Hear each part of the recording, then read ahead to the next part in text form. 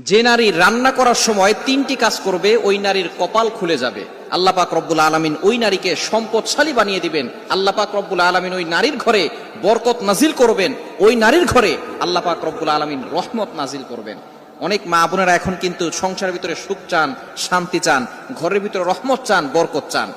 বিশেষ করে যে সমস্ত নারীরা সংসারে বরকত চান তারা কিন্তু অবশ্যই এই তিনটি কাজ করবেন। দেখবেন আপনার ঘরের ভিতরে শান্তি আসবে এবং আপনার রান্না সুস্বাদু হবে এবং আপনার রান্না যারা খাবে তারাই আপনার প্রশংসা করবে।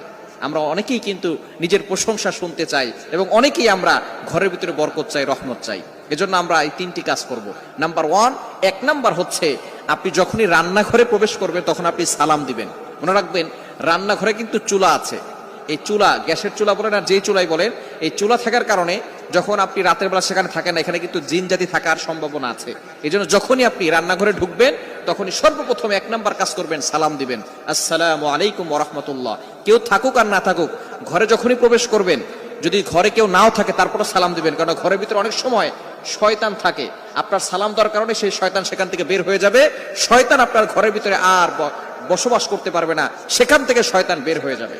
আল্লাহ পাক রব্বুল আলামিন নিজে বলে দিয়েছেন, কোরআন খুলেন, আল্লাহ পাক রব্বুল আলামিন বলছেন 18 নম্বর পারা 17 নম্বর পৃষ্ঠার 13, 14, 15 নম্বর লাইন, সূরাতুন নূরের 61 61 নম্বর আয়াতে রব্বুল আলামিন বলেন, ফাইদা দাখালতুম বুয়ুতান ফাসাল্লিমু আলা আনফুসিকুম তাহিয়াতাম মিন ইনদিল্লাহি মুবারাকাতান তাইয়্যিবা। যেই ঘরে ঢোকার সময় কোনো ব্যক্তি যদি সালাম দেয়, আল্লাহ পাক রব্বুল আলামিন ওই ঘরের ভিতরে বরকত নাজিল করেন। আল্লাহ পাক রব্বুল আলামিন পবিত্র রিজিক সেখানে দান করেন। এজন্য এক নম্বরে নারীরা, মা বোনরা যারা রান্নাঘরে যাবেন সর্বপ্রথম সালাম দেওয়ার দরকার আছে না নাই? মা বোনদেরকে এটা শিখিয়ে দিবেন।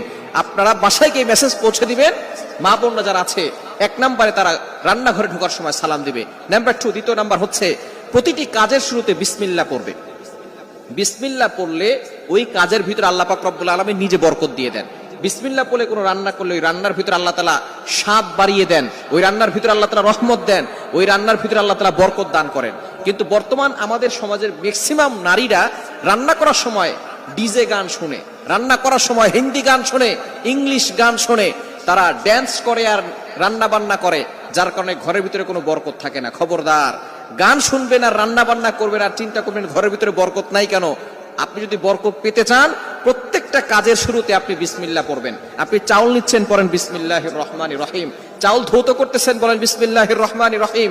মাছ কাটতেছেন, বলেন বিসমিল্লাহির রহমানির রহিম। আপনি গোশত ধৌত করতেছেন, বলেন বিসমিল্লাহির রহমানির রহিম। আপনি যেই